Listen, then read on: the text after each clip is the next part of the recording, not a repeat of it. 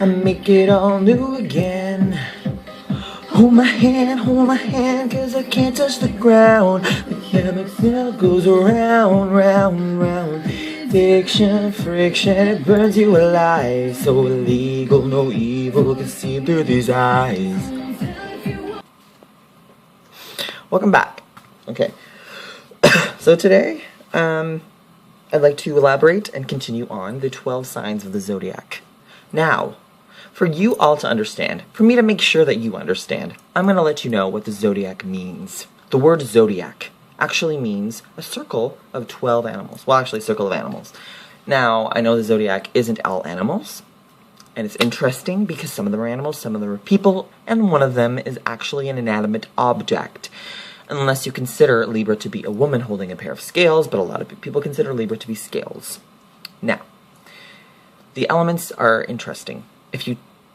Okay, well, you have to understand the 12 signs of the zodiac, you gotta understand the elements and the qualities and, I guess, planets, but I'll talk about that later, but I'm gonna give you a little bit of information so you understand a little bit better about this shit. I didn't say that word, I'm sorry. I'm online. So, first, the 12 signs of the zodiac is like a balanced, a really, really coolly well-balanced, awesome machine that works. It's represented in the sky in the 12 constellations of the zodiac. They're not evenly spaced and evenly sized. I'm pretty sure Aries is really small. I think Pisces is huge, which is weird. But anyway, most people would consider the 12 signs of the zodiac just to be a map in the sky. The constellations are just a map. It doesn't have anything to do with what signs are in your chart. And some people actually really believe, I might be one of them, that the Bible explains this. It says to use the sky as a map, or as signs. It actually mentions signs, and the Bible actually mentions a lot about the signs Pisces and Aquarius, and in the future I'll be talking about the age of Aquarius, which we're entering in. But anyway, let's get back to the subject at hand, because I'm really good at that. You know, focusing on what I'm supposed to be talking on. But as long as I'm informing you guys, everything's good, right? Okay, I hope. I don't know if I'm recording as well. I might be missing stuff. But anyway, so the 12 signs, there's Aries, Taurus, Gemini, Cancer, Leo, Virgo, Libra, Scorpio, Sagittarius, Capricorn, Aquarius, Pisces. And they go in the order of fire, earth, air, water. Fire, earth, air, water. Fire, earth, air, water. And it also goes in the order of cardinal, fixed, mutable. Cardinal, fixed, mutable. Cardinal, fixed, mutable. Cardinal, fixed, mutable. Now, cardinal, if you're a cardinal sign, and literally, if this, okay, the sun goes around, well no, technically we go around the sun. But how we see it is that the sun goes around the zodiac, and it takes 12 months. Now, each of those, the sun, it can be divided in 12 months. And each sign can be interpreted into a month, period of a month. But it's not the same months that we have, like January, February, March, April, May. It's Aries, Taurus, Gemini, Cancer, Leo. And the zodiacal year starts in Aries. And Aries starts off at the beginning of spring. So, Aries is a cardinal and fire sign. Cardinal, you could basically explain cardinal as the beginning of a season. Now, spring starts off with a fire sign. Fire cardinal is very initiative, like I said in my last video, because they know how to start things and initiate things, and it makes sense, and that's why we chose it as a start. In certain places of the world, and in the past, in ancient times, it didn't always start with Aries, but I'm not gonna go there, and it just makes sense that Aries starts, and Aries wants to start everything. Aries is like, me first. I am. Just like really like, you know, bold statements, because they're the face and the head of everything. And in astrology, that means strong and forceful and bold, and that's a lot of Aries things. Aries even has a lot of like A words that associated with it. Assertive, attentive, I guess. I don't know, just one of my books just says a lot of A words. And I think even Taurus has B words, because Taurus is the second one. But Taurus doesn't give a crap, and it doesn't want to be first. Aries does. Now, you might be a Taurus that wants to be first, but it might be because you have a lot of planets in Aries. If you're a Taurus, you're bound to have a lot of planets in Aries, because, you know, like planets like Venus and Mars tend to follow the sun and when we look at the sky. But the sun sign that you have is most important, and I'll try to focus on that. The sun sign actually kind of demonstrates your ego and will. Ego is very important, in my opinion, in astrology. And as a psychology student, it's very important in philosophy. Philosophy and astrology are very much, philosophy and psychology are very connected. They used to be one thing. Just like astrology and astronomy used to be one thing. But then they're like, okay, the astrology part of this kind of belief system, it's not very scientific. So now that we're in a scientific age, we're entering the age of Aquarius, so we have to have evidence, and we have to analyze things in a very structured way, because, you know, Aquarius, original ruler, is Saturn.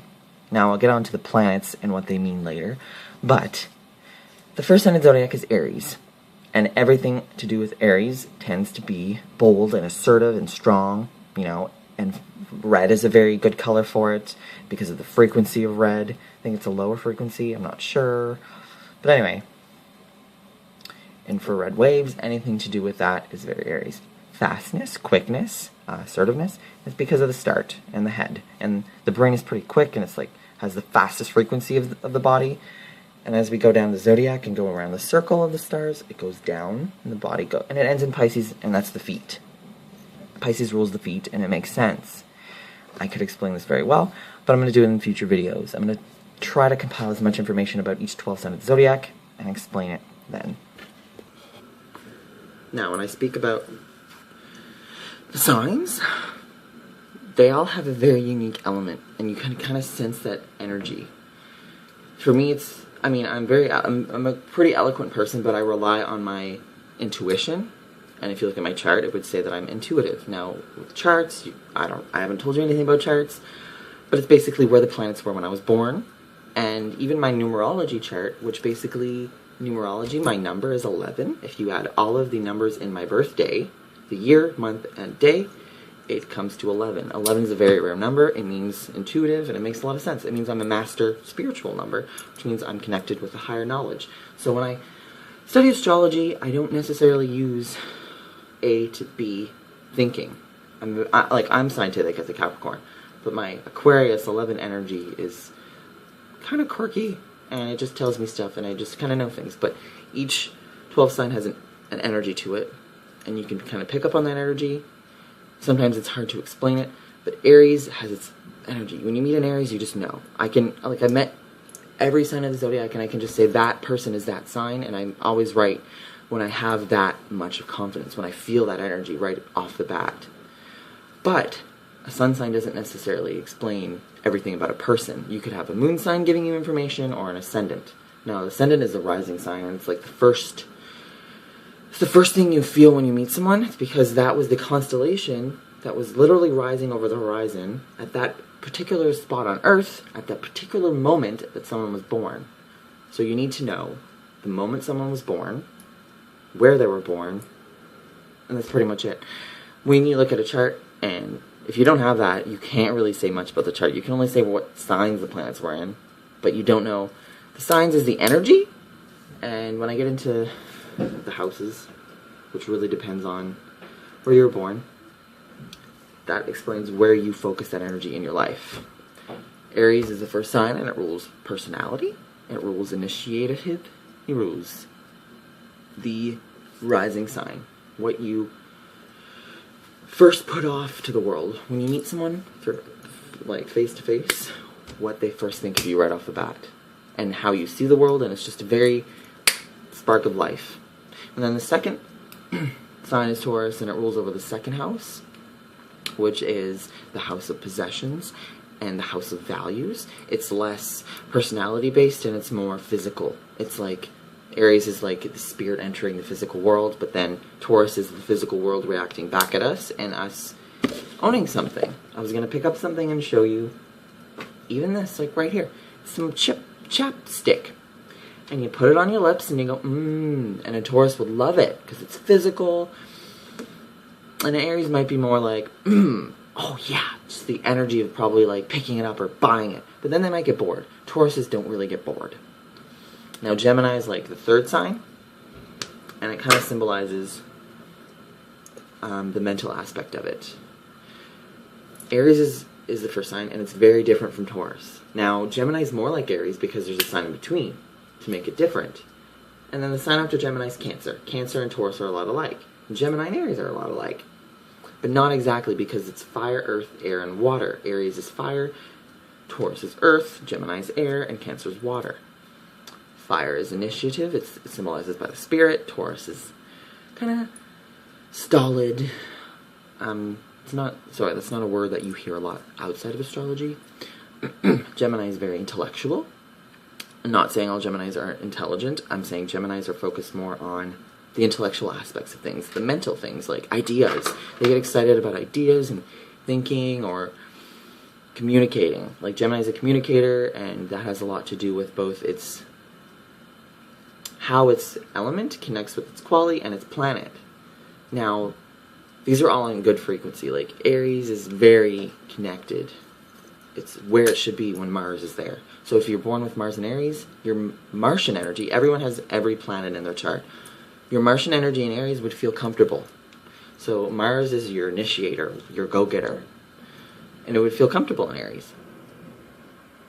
Your Venus would feel comfortable in Taurus, and Mercury would feel comfortable in Gemini.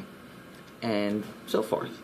Cancer is the other sign of the zodiac. It's like emotionally intuitive. Emotional intelligence, if you read about in psychology, explains how you understand your emotions and you understand other people's emotions, and it's kind of intuitive.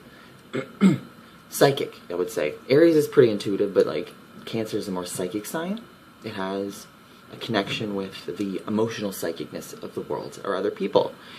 Gemini is more superficial relationships, and then you move on to Cancer, and it's more intense. You could say more intense relationships. It's more instinct. Cancers have a lot of instinct, like motherly instinct, and there's a connection with the womb and the breasts. So Aries rules the head, Taurus rules the neck.